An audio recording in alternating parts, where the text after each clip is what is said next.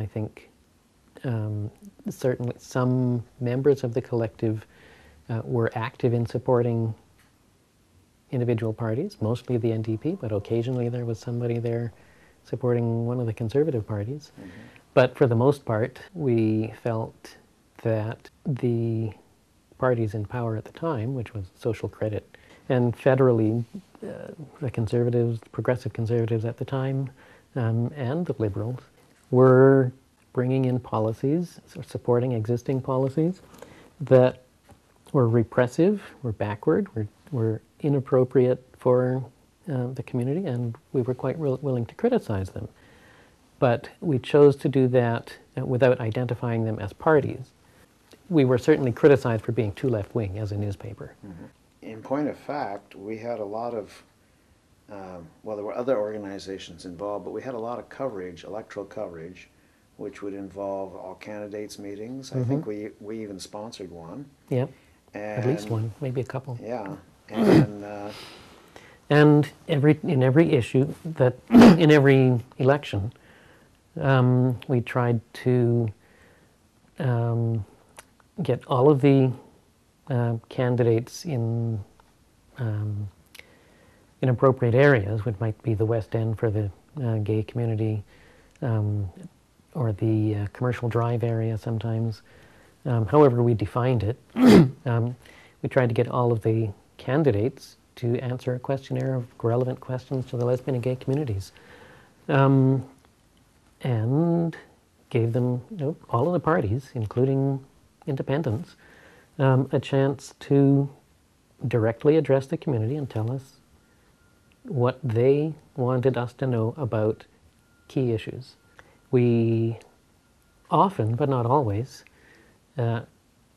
included some analysis of the positions of the parties and said, this party is more representative of the points of view that we think are the best future for the lesbian and gay communities. And that would almost undoubtedly be the NDP, because that's the party, they supported lesbian and gay issues in a way that the other parties did not. Well, that support came about as a result of basically an education effort by mm-hmm. elements of the community to get them to come around. And in reality, when it came down to the amendment of the Provincial Human Rights Code, it was the NDP that did it. Exactly. And they had their weaknesses. I mean, we were not hesitant to criticize them for their failings, or their unwillingness to go far enough on a lot of issues, their tardiness, their attempt to sort of play lesbian and gay issues down so that it didn't scare off their more conservative or middle of the road voters.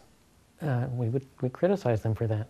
But in the end, they were the ones who were closer to the needs of the lesbian and gay community than any of the other parties. And one other thing that I can remember that came up out of this whole political discussion about Malcolm's refusing to let the politicians speak to us during at the end of the Pride Parade.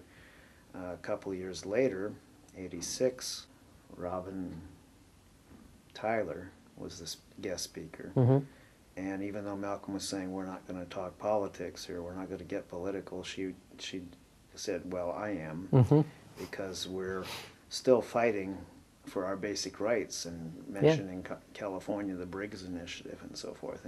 And she called at that rally for a gay day at Expo 86. Mm-hmm. And we indeed had one. And we had that on the cover.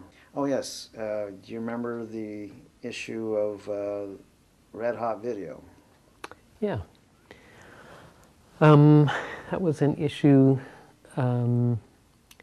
around, I think, quite a divisive issue. Advertising, I think. Pornography and censorship. And yes, Angles did carry, I don't remember if it Angles or VGCC, I forget the dates. Angles.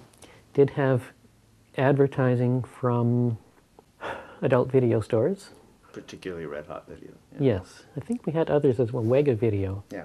But there was some organizing in the women's community to shut down at least Red Hot Video. I believe in the end we decided to quit taking ads from them. I think we did, but I don't remember how we came to that decision. It must have been... Under duress and by consensus. Yeah, because I know that some of the people on the collective, Fred Gilbertson and myself and others,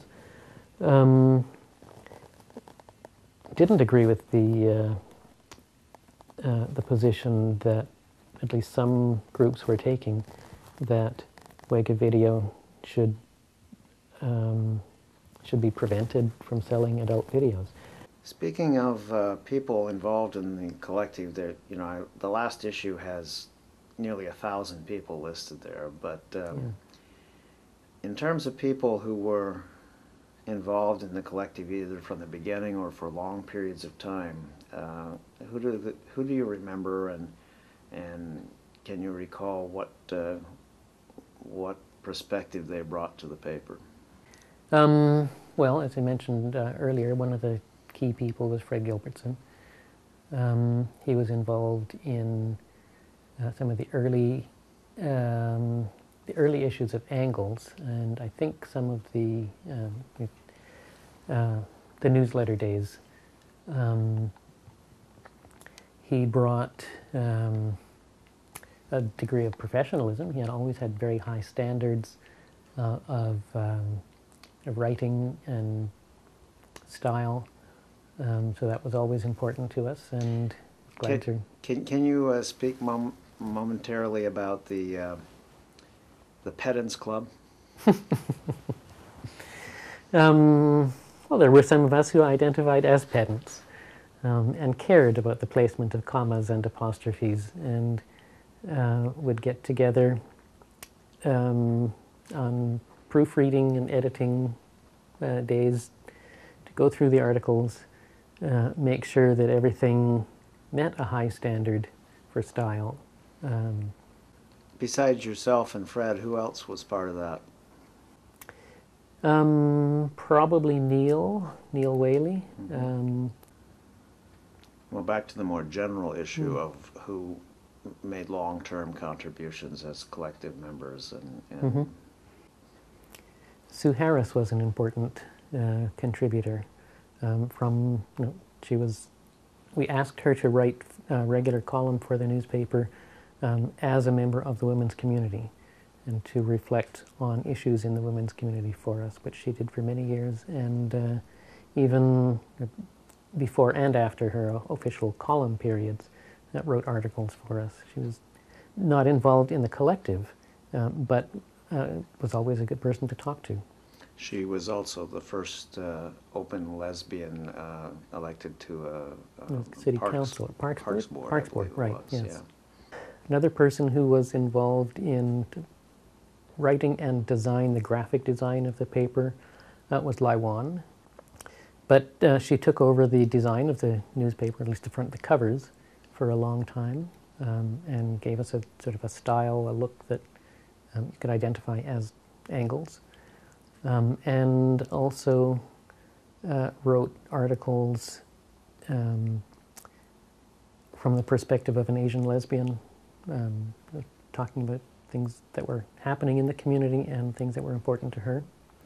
She's continued to do that through the Queer Film Festival as well, and some of her films she's made there.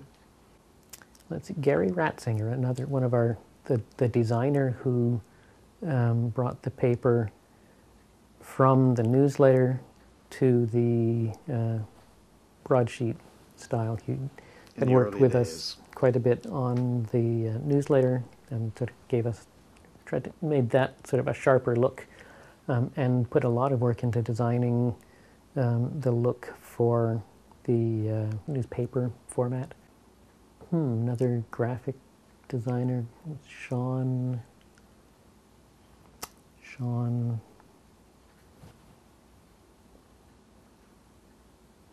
I've forgotten his name. He's still an active graphic designer, cartoonist.